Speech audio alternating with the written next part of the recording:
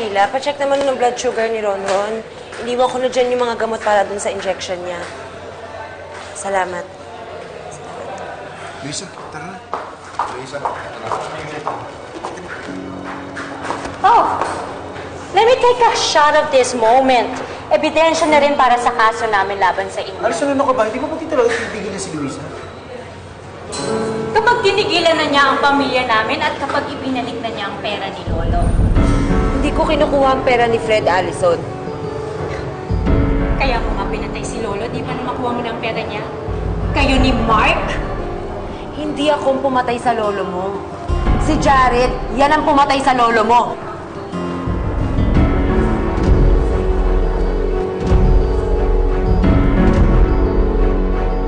Hoy! Ako lang naman ang pinagbibintangan ninyo dahil gusto niyo makuha yung pera ni Fred. Pero ang totoo niyan, pinagtatakpan ninyo yung kasalanan ninyong lahat. Kasalanan niya ni Mark ang pinagtatakpan mo, Luisa! Ikaw ang bumabaliktad ng sitwasyon, hindi kami! Papatunayan ko sa korte na hindi ako nagsisinungaling, Alison. Sige, gawin niyo na magkaalaman tayo hanggang sa huli. Yun naman pala eh. Bakit di na lang natin hayaan ng piskal magdesisyon? Para malaman natin kung ano talaga totoo. Stop wasting your time, Alison. Let's go leave them here. Come on.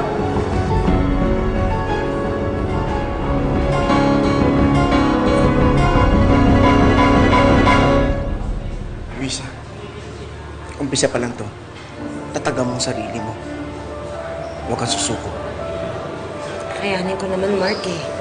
Minsan lang talaga, hindi ko na matiis yung mga sinasabi nila. Ang importante, alam natin kung anong totoo.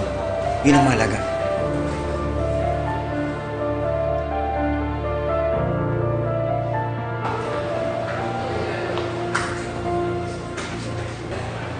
Luisa?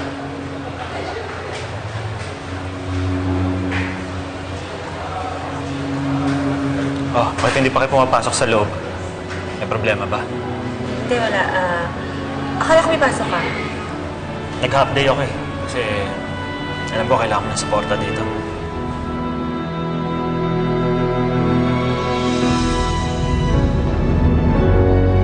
May pinuntuhan po ako nung gabing yun. Kaya imposible na nasa rest house ako ng lolo ko gaya ng sinasabi nila. Kasama ko po yung girlfriend ko doon. Kahit itanong niyo po siya, she can testify that I really was not there. Ngayon yung suot ko sa braso, nagkakatuwaan kami sa kusina ata tayo. Ikaw yun, Jared eh. Ikaw yun, hindi ako pwede magkamali dahil ilang beses mo na ako pinagtangkaan. Wow!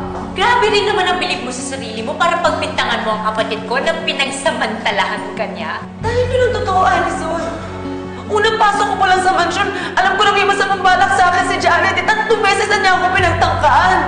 Oh, sige na! Sa'yo na ang lahat ng lalaki, si Lolo, si Mark, si Jared! Lahat na ikaw na lang ang pinagnanasahan! Ha? Ano? Nanasahan? Tama na yan! Tama na! Tumigil na kayo, pati kakasuhan mo kayo lahat